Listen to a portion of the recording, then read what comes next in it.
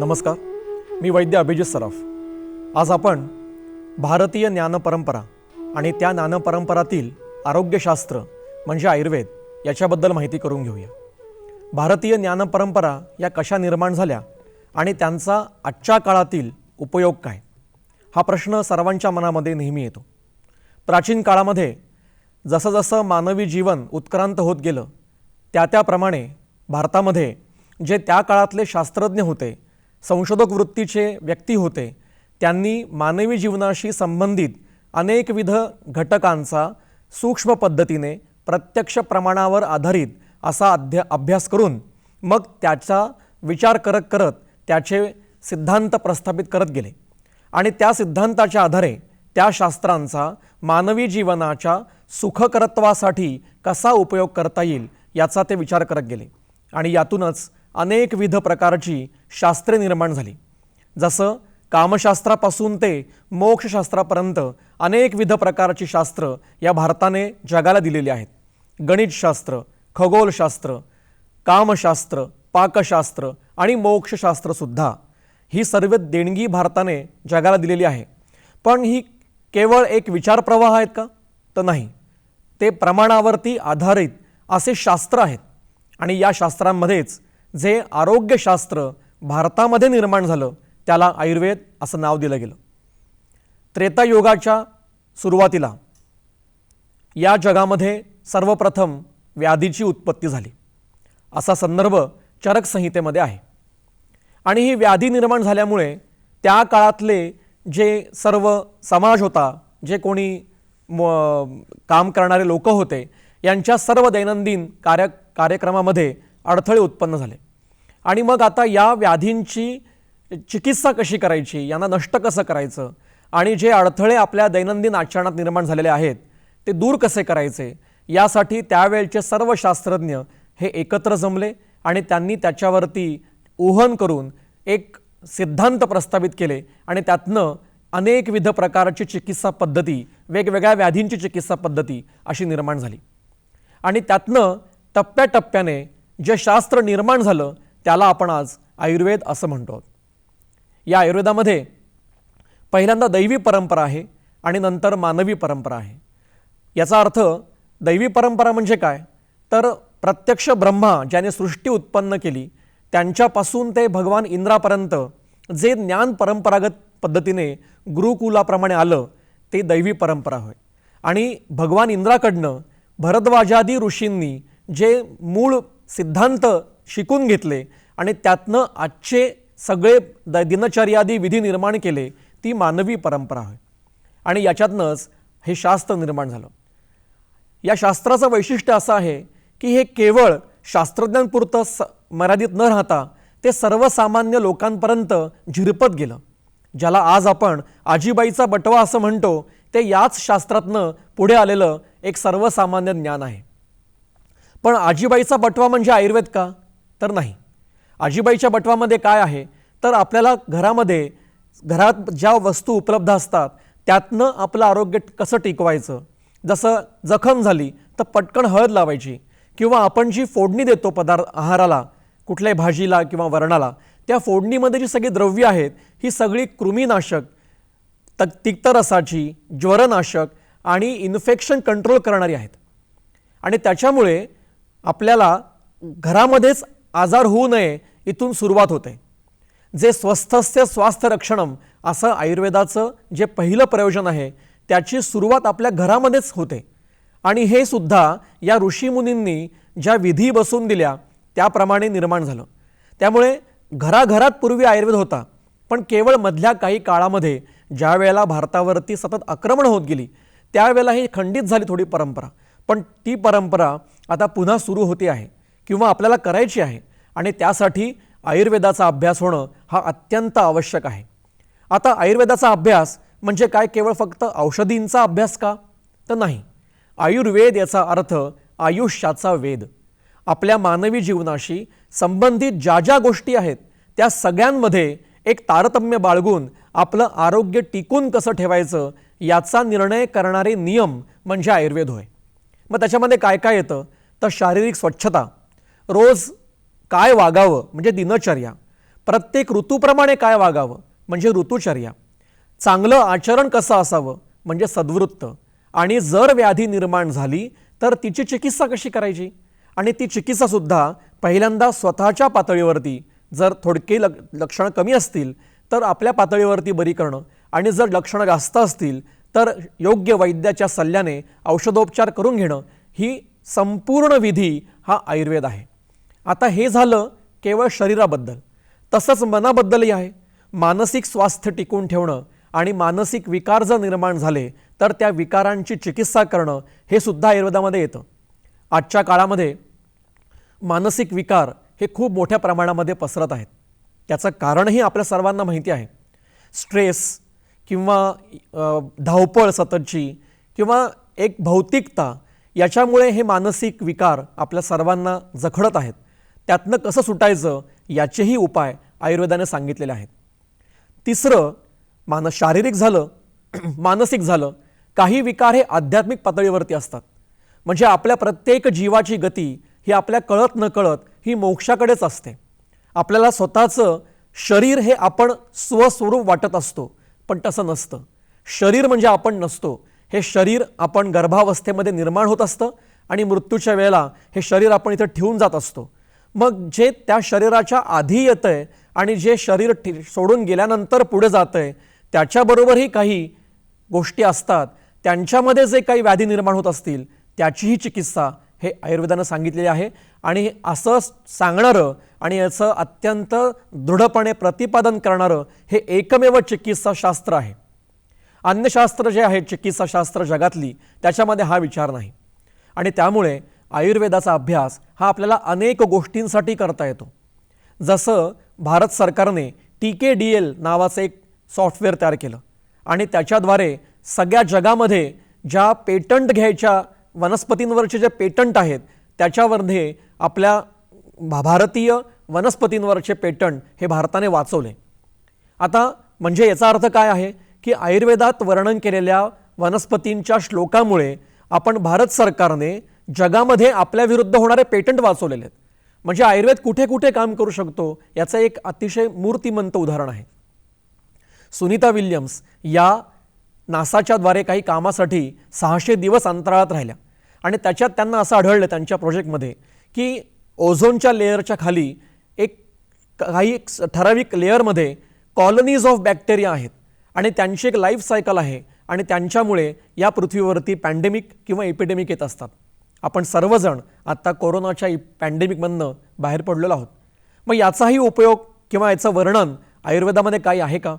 तो हो आहे.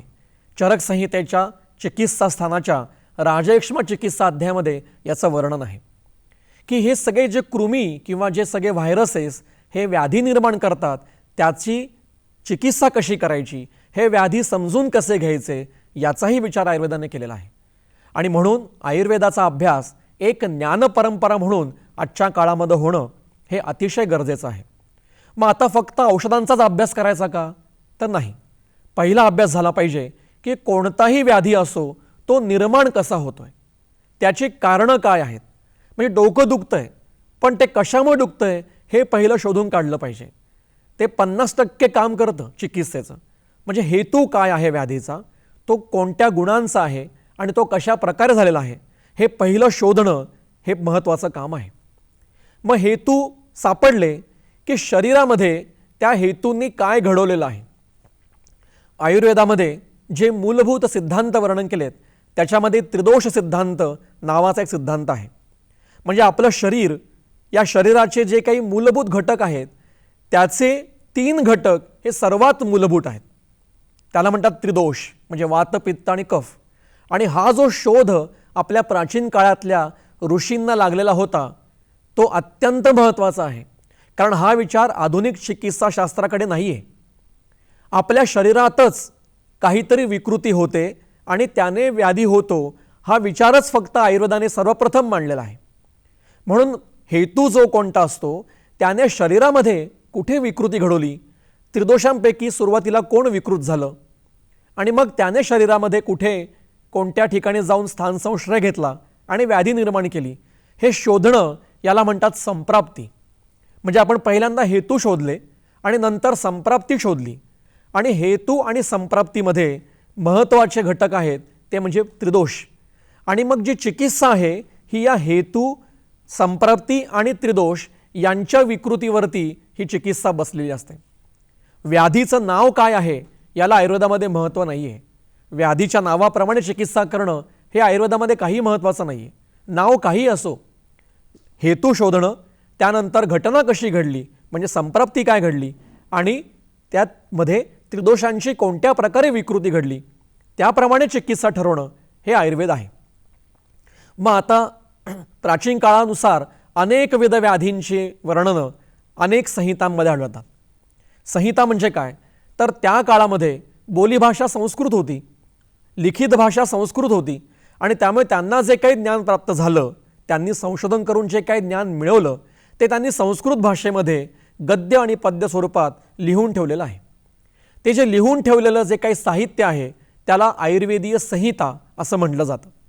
त्याच्यामध्ये चरक संहिता, सुश्रुत संहिता, काश्यप संहिता, भेल संहिता, हारीत संहिता, अष्टांग हृदय, अष्टांग संग्रह, शारंगधर संहिता, भावप्रकाश, माधव निदान, योग रत्नाकर असे अनेकविध ग्रंथ उपलब्ध आहेत. जर आज ग्रंथांचीच यादी करायची झाली तर ती 500च्या पुढे जाईल. या ग्रंथांमधनं जे सगळं वर्णन केलेलं आहे त्याच्यानुसारच आज कोणताही आयुर्वेदिक वैद्य हा चिकित्सा करत असतो. या ग्रंथांमध्ये जे द्रव्य वर्णन केलेले आहेत, जे चिकित्सा मार्ग वर्णन केलेले आहेत त्याच्याचप्रमाणे आजही संपूर्ण भारतामध्ये चिकित्सा केली जाते. संपूर्ण ग्रंथांमध्ये जे काही वर्णन केलेलं आहे त्याच्याचप्रमाणे आजचे सर्व वैद्य हे चिकित्सा करत असतात. म्हणजे या संहितांचा अभ्यास होणं हे सुद्धा आज एक अत्यंत महत्त्वाचं काम आहे. त्यासाठी अगदी प्राथमिक स्तरावरचं संस्कृतचं ज्ञान असणं हे आवश्यक आहे.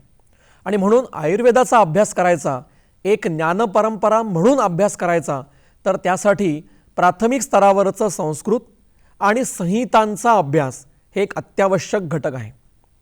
केवळ या व्याधीमध्ये हे औषध म्हणजे आयुर्वेदाचा अभ्यास नाही, तर त्या व्याधीची उत्पत्ती कशी झाली, तिने शरीरामध्ये कुठे कुठे विकृती घडवली आणि मग त्याच्यानुसार आपण कोणतं द्रव्य वापरायचं, कोणत्या अवस्थेमध्ये वापरायचं.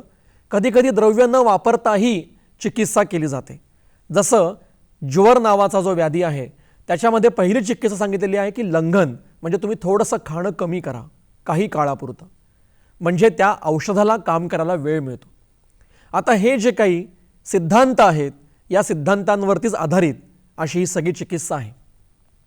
आता या ज्ञानपरंपरांचा अभ्यास करून आजच्या काळामध्ये काय त्याचा उपयोग आहे तर आज जे काही लाईफस्टाईल डिसऑर्डर्स निर्माण झालेले आहेत आजच्या काळातल्या लाईफस्टाईलमुळे त्याच्यावरती आपल्याला एक उत्तम उपाय म्हणून आयुर्वेद पुढे येत आहे. म्हणजे आपण दिनचर्या आपली जी रोजची असते त्याच्यात केवळ मॉडिफिकेशन्स केले तरीसुद्धा निम्मे आजार आपले कंट्रोलमध्ये येतात. उदाहरणार्थ सूर्योदयाच्या आधी उठावं असं आयुर्वेद सांगतो, ब्राह्ममुहूर्तावरती उठावं. आणि जे लोक सूर्योदय झाल्यानंतर उठतात त्यांच्यामध्ये अनेक प्रकारचे लाईफस्टाईल डिसऑर्डर्स हे दिसून येतात. म्हणजे केवळ सूर्योदयाच्या आधी उठण्याने काही आजारां आपल्यापासून दूर जातात. अशा प्रकारे लहान लहान गोष्टींचा विचार करून दिनचर्या निश्चित करणं यासाठीही आजच्या काळामध्ये आयुर्वेद अत्यंत उपयुक्त आहे. एक अजून महत्त्वाचा नियम म्हणजे सकाळी उठल्याबरोबर अनुशापोटी पाणी पिणं. आज अनेकांना ही सवय आहे. अनेक ज्या सोशल मीडिया आहेत त्याच्यावरनं हे अनेक प्रकारचं असं पसरवलं जातं की उठल्याबरोबर खूप मोठ्या प्रमाणामध्ये पाणी प्यावं. पण आयुर्वेद हे सांगत नाही. आयुर्वेद असं सांगतो की उषःपान नावाचा जो प्रकार आहे तो उषःकाली करायचा आहे. म्हणजे सूर्योदयाच्याही आधी 1.5 तास त्यावेळेला उठून जर तुम्ही 2 घोट पाणी पित असाल तर ते उषःपान आहे. 8 वाजता उठून तांब्या भरून पाणी पिणं म्हणजे उषःपान नाही. आणि जो व्यक्ती सकाळी उठल्यावरती अनुशापोटी खूप पाणी पितो त्याला थायरॉईड, केस गळणं, केस पांढरे होणं, पोट सुटणं, स्थौल्य होणं असे अनेक आजार तो निमंत्रण त्याला देतो. त्यामुळे असे लहान लहान नियम जे आपल्या दिनचर्येमध्ये असतात ते आपल्याला पहिले कळले पाहिजेत आणि मग आपण त्याचा अवलंब केला पाहिजे. झालं काय की मागच्या काळापर्यंत म्हणजे एक 3-4 पिढ्यांच्या पूर्वीपर्यंत घरोघरी हे नियम आपोआप पाळले जायचे. लोक कष्टाची कामं करायचे, पाणी भरून आणायला लागायचं, कांडण करायला लागायचं, दळण करायला लागायचं आणि त्यामुळे हे अनेक प्रकारचे जे लाईफस्टाईल डिसऑर्डर्स ज्याला म्हणतो हे व्हायचेच नाहीत.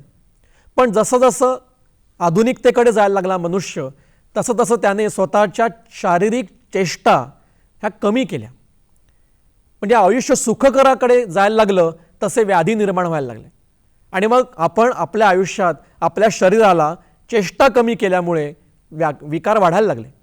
मग आता आपल्याला आजच्या काळामध्ये हे कसं बसवायचं यासाठीही आयुर्वेदाचा अभ्यास हा अत्यंत महत्त्वाचा आहे. दुसरं, मानसिक स्वास्थ्यासाठी सुद्धा आजच्या काळामध्ये आपल्याला आयुर्वेद उपयोगाचा आहे. काही प्रकारचे मानसिक व्याधी हे सततच्या सोशल मीडिया वापरामुळे किंवा कामाच्या स्ट्रेसमुळे, सततच्या प्रवासांमुळे हे निर्माण होत आहेत. तर त्याच्यावरती आयुर्वेदाचे जे सोपे सोपे उपाय आहेत, शिरोधारा किंवा काही औषधं किंवा ध्यान, हे आपल्याला खूप उपयोगी ठरतात. मग त्यासाठी सुद्धा आयुर्वेदाचा अभ्यास आपल्याला करायला लागतो. तिसरं, जे काही नवीन होणारे आजार आहेत ज्यांचं वर्णन हे जुन्या काळच्या संहितात सापडत नाही, जसं डायबेटीस, एड्स, कॅन्सर, थायरॉईड किंवा आता जसं कोविड आलेला होता तसे जे सगळे व्हायरल डिसीजेस आहेत, म्हणजे डेंग्यू, मलेरिया, टायफॉईड वगैरे, यांच्यासाठी सुद्धा आयुर्वेद हे एक उत्तम संजीवनी म्हणून काम करतं. म्हणजे केवळ औषध नाही, तर आपण त्याला काही नियमाची जोड दिली तर तो आजार पटकन कंट्रोलमध्ये येतो. म्हणून आजचे जे नवीन आजार आहेत, ज्याला नवीन काळातील आजार असं म्हणतात, त्यांच्यासुद्धा चिकित्सेसाठी आयुर्वेद उपयोगी पडतो. पुढे जे स्वास्थ्य रक्षण नावाचा आयुर्वेदाचा पहिला उद्देश आहे तो आजही महत्त्वाचा आहे की व्याधी होऊच नये यासाठी आयुर्वेद फार महत्त्वाचं काम करतो. व्याधी झाल्यावरती चिकित्सा देणारे अनेक शास्त्र जगामध्ये उपलब्ध आहेत, पण व्याधी होऊच नये म्हणून विचार करणारं हे केवळ आयुर्वेद आहे. आणि म्हणून आयुर्वेदाचा एक शास्त्र म्हणून विचार करणं हे स्वास्थ्य रक्षणासाठी सुद्धा अत्यंत महत्त्वाचं आहे. मग व्याधी होऊ नये म्हणून काय काय करायला पाहिजे, तर दिनचर्या जी वर्णन केलेली आहे तिचं काटेकोरपणे पालन करणं. तसंच ऋतूप्रमाणे काही आहारविहार आपल्याला बदलायला लागतात. सध्या काय झालं आहे की आपण एकाच प्रकारचा आहार आणि एकाच प्रकारचं आपलं दैनंदिन आचरण हे 12ही महिने प्रत्येक ऋतूमध्ये करतो, जे आयुर्वेदाला मान्य नाही. ऋतू बदलला की आहार बदलला पाहिजे, ऋतू बदलला की विहार बदलला पाहिजे आणि ऋतू बदलला की आचरणही बदललं पाहिजे असं आयुर्वेद सांगतो. हे काय फार अवघड नाही आहे, पण ते अभ्यास करून जर का अवलंब केलं तर निश्चित आपल्याला दीर्घायुष्य प्राप्त होऊ शकतं. तिसरी गोष्ट, सद्वृत्त, जे आजच्या काळामध्ये अत्यंत महत्त्वाचं आहे. चरक संहितेमध्ये, सुश्रुत संहितेमध्ये आणि अष्टांग हृदयामध्ये या सद्वृत्तांचा वर्णन हे फार सखोलपणे केलेलं आहे. सद्वृत्त म्हणजे काय? वृत्त याचा अर्थ आचरण आणि सत म्हणजे चांगलं. तर चांगलं कसं वागावं हे सांगितलेलं आहे. समाजामध्ये एक सामाजिक घटक म्हणून, कुटुंबामध्ये एक कुटुंबातला घटक म्हणून, वैयक्तिक स्तरावरती आणि वैश्विक स्तरावरती एक नागरिक म्हणून आपल्या ज्या ज्या जबाबदाऱ्या आहेत त्या पार पाडणं आणि आपल्या वागण्यामुळे दुसऱ्या कुठल्याही घटकाला त्रास न होणं याचा अर्थ सद्वृत्त होय. आणि या सद्वृत्ताच्या आचरणाने अनेकविध प्रकारचे वैयक्तिक, कौटुंबिक, सामाजिक आणि राष्ट्रीय विकार उत्पन्न होत नाहीत असं आयुर्वेद सांगतो. आणि म्हणून स्वास्थ्य रक्षण हे आयुर्वेदाचं एक अजूनही आजच्या काळातलं एक उपयुक्त असं एक अंग आहे. त्याच्यानंतर जे काही आहार विहाराचे नियम आहेत तेही आपल्याला आयुर्वेद सांगतो, ते आपल्याला फॉलो करायला लागतं. उदाहरणार्थ दही कधी खायचं, सोपं उदाहरण घेऊया. आयुर्वेद सांगतो की रात्री दही खाऊ नये. आज हे नियम कोणी पालन करत नाही. दही खायचं असेल तर ते दिवसाच खावं आणि ते नुसतं दही खाऊ नये, तर साखर, आवळा किंवा तांदूळ आदी जे काही म्हणजे मूग आदी जे काय आहेत धान्य त्यांच्याबरोबर खावं.